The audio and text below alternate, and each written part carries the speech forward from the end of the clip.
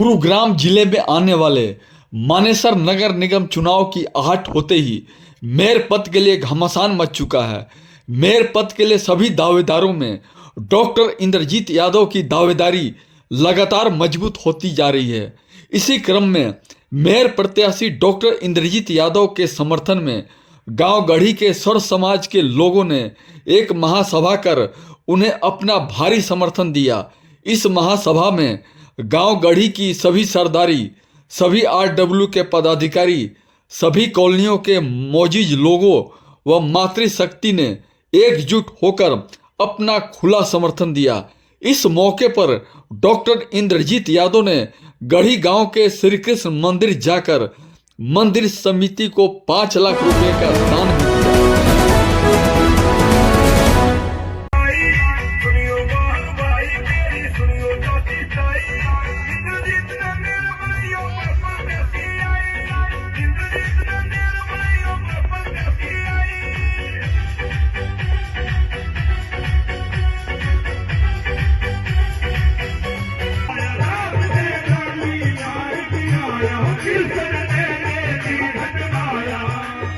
Elections के बोझ को आप सब अपने कंधों पे उठाइए। डॉक्टर इंद्रजीत यादव एक चेहरा मात्र है, लेकिन हर घर में डॉक्टर इंद्रजीत यादव है।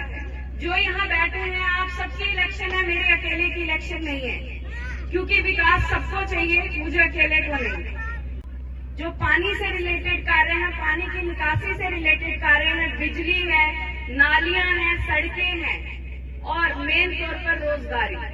जो हमारे पढ़े लिखे बच्चे घरों पे बैठे हैं, उनको रोजगारी का वादा करती हूँ। इस मंच से अगर आप सब मेरे हाथों में, मेरी कलम में मजबूती देते हैं, इकट्ठे होकर एकजुटता से एक जगह वोट देते हैं, मेरी कलम में ताकत आते ही उस ताकत का इस्तेमाल सिर्फ और सिर्फ आप सबके मानेसर नगर निगम के भविष्य, विकास, वृद्धि के लिए किया जाएगा। अपने निजी स्वार्थ के लिए मैं उस कलम का इस्तेमाल बिल्कुल नहीं करूंगी।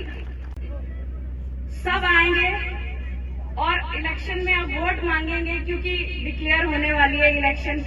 तो मैं आप सबसे यही कहूंगी, हाथ जोड़कर रिक्वेस्ट करूंगी, नहीं तो 5 से 10 साल फिर इंतजार करना पड़ेगा कि दोबारा इलेक्शन डिक्लेयर हो तब इलेक्शन लड़ेंगे। आपकी बेटी हूँ, आपके साथ खड़ी हूँ, काम करूंगी, विकास करूंगी।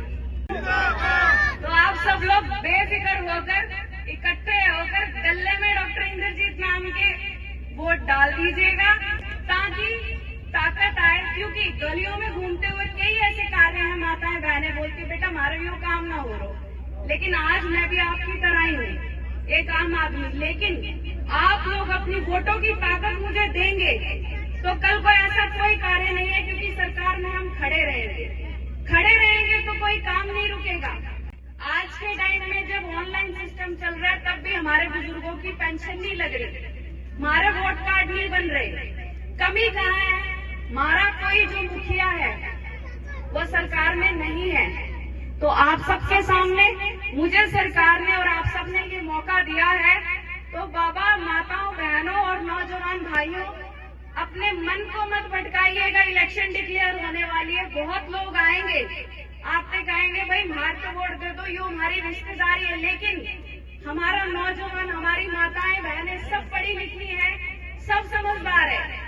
वोट की कीमत को पहचानिए, एक भी वोट खराब मत कीजिएगा। मेरी आपसे बारंबार हाथ जोड़कर रिक्वेस्ट है, वोटों को एकजुटता से एक माला में पिरोकर एक ही गले में डाल दीजिएगा, ताकि कल को मैं आपके साथ खड़ी रहूं। ये ना हो कि किसी तरह से वोटें टूट गई और कल को मैं भी यहीं बैठी रहूं और 10 साल इंतजार करना पड़े कि विकास कैसे होगा। और गढ़ी वालों का दिल है उससे भी बड़ा। शुरुआत मेरी गढ़ी से हुई थी और मैं विश्वास से कह सकती हूँ आज इस मंच से खड़े होकर कि जीत का परचम गढ़ी गांव से ही लहरा के जाएंगे। व्यक्ति पूर्वांचल की, जिसका यहाँ पर वोट है, जिसका यहाँ मकान है, उसको रोजगार की और उसकी शिक्षा का हम उचित प्रबंध करेंगे जब हमारी डॉक्टर इंद्रजीत यादव जी यहाँ से मेयर प्रत्याशी हो जाएंगी। आश्रम के पास जो कृष्ण मंदिर बन रहा है, उसके लिए 5 लाख रुपए उसको पूरा करने के लिए दान दिए हैं। और मैं गांव गढ़ी हरदुल की तरफ से डॉक्टर साहब इंद्रजीत यादव का हार्दिक अभिनंदन करता हूँ। अच्छा है इस नगर निगम को, जैसे पूरे भारत में नंबर 1 पे नगर निगम इंदौर का कहा जाता है, उससे भी अच्छा नगर निगम बनाने की ये सोच रखती है, ऐसा प्रयास करेगी।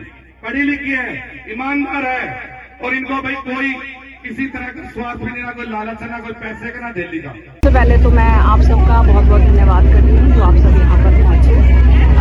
आप सब यहाँ काफ़ी समय से आपने देखा होगा कि यहाँ पर कई हज़ारों की संख्या में महिलाएं, बच्चे, हमारे नौजवान भाई और हमारे बुजुर्ग जो हैं सभी पहुँचे हैं। तो मुझे पूर्ण रूप से यहाँ से पूरा समर्थन मिल रहा है। और सारा गढ़ी गांव जो है, हयातपुर और गढ़ी में कोई फासला नहीं है, पड़ोसी के घर पहले पहुँचता है। तो ये हमारे पड़ोसी हैं, इनसे हमारा एक अच्छा रिश्ता है, तो सब हमारे साथ हैं। सफ़र की शुरुआत की थी कोरोना के दौरान, और तब से आज तक हम सब देख रहे हैं कि हमारे जो क्षेत्र है उसमें कहीं ना कहीं विकास की काफ़ी त्रुटियाँ हैं। सड़कें देखी जाए, पानी देखा जाए, जो सीवरेज है उसके लिए कहीं आउटलेट नहीं है, पानी की निकासी नहीं है, फिर नालियाँ नहीं बन रही हैं और सड़कें टूटी हुई हैं, बिजली के खंभे हैं लेकिन बिजली नहीं लग रही, स्ट्रीट लाइट्स नहीं है। तो काफ़ी समस्याएं हैं। अगर एकजुटता से इन्होंने साथ नहीं दिया तो वही होता है कि इलेक्शन के दौर में 1 महीना पहले आए, वोट मांगे और वापस छूट गए। लेकिन मैं इनके साथ, इनके हर सुख दुख में, और जो मेरे बिहाफ पे मेरे स्वैच्छिक कोष से जो कार्य चल रहे हैं वो आज भी हम बढ़ चढ़कर और इनकी सारी सहायता कर रहे हैं। लेकिन कुछ ऐसे कार्य हैं जहां सरकार की जरूरत पड़ती है और वो तभी संभव हो पाएंगे जब ये सब एकजुटता से एक साथ होकर सभी वोटों का सहयोग मुझे देंगे, ताकि मेरे हाथों में, मेरे कलम में कुछ पावर आए और जो कार्य रुके हुए हैं उनको हम करवा सकें। चुनावी मुद्दे बहुत हैं। सबसे पहले तो मैं यही कहूँगी कि चुनाव सिर पर है, काफ़ी मुद्दे हैं जिसका ब्यौरा आपको मिलता रहेगा कुछ समय में। मुख्य हैं, पानी की समस्याएं हैं, बिजली की समस्याएं हैं, और नालियां नहीं है, निकासी का कोई सोर्स नहीं है, यहाँ तक कि पीने का कई क्षेत्र में पानी भी नहीं है। तो जल्द से जल्द नहर का जो पानी है उसको वहाँ तक पहुँचाया जाएगा, और जो भी यहाँ पे अपूर्तियाँ हैं, त्रुटियाँ हैं, उनको पूर्ण रूप से करवाया जाएगा। लेकिन सर्वप्रथम जनता को मेरा साथ देना पड़ेगा, ताकि कुछ ताकत आए, कुछ पावर आए, तो मैं हर कार्य इनका समय पे करवा सकूँ। सर्वप्रथम तो हमारे घर में भी आपने देखा होगा, जो हमारी माताएं हैं, बहनें हैं, अभी तो जो हमारी अब की पीढ़ी है वो पढ़ी लिखी है, बाहर काम के लिए निकल रही है, लेकिन जो बुजुर्ग हैं उनको कार्य के लिए 10 रुपये भी अगर चाहिए तो उनको अपने बच्चों से या अपने हस्बैंड से डिपेंड रहना पड़ता है। तो सर्वप्रथम तो मेरी कोशिश रहेगी कि जो विधवाएं हैं और जो बुजुर्ग हैं उन सबकी पेंशन लगवाई जाए, क्योंकि कई हद तक ऐसी महिलाएं हैं जिनकी पेंशन नहीं है बिल्कुल भी, जबकि वो उस चीज़ के हकदार हैं। चलिए वो तब थे जब वो अपने घर में रहते थे, अब वो गढ़ी गाँव के वासी हैं, यहीं रहते हैं, यहीं के उनके वोट्स बने, यहीं के आधार कार्ड बने हैं, तो वो पूर्वांचल के हमारे पूर्वांचल के भाई हैं, और वो सब हमारे साथ हैं। कोरोना काल में भगवान की कृपा से हमने कुछ उनका साथ दिया था। मैं हयातपुर गांव से हूँ, पेशे से वकील हूँ और राकेश भाई के साथ जब से जुड़ा हुआ हूँ, जब से उन्होंने कोरोना काल में अपने पूर्वांचल भाइयों के लिए सहयोग किया था, और पूर्वांचल भाइयों के लिए ही नहीं, उन्होंने सबके लिए सहयोग किया था।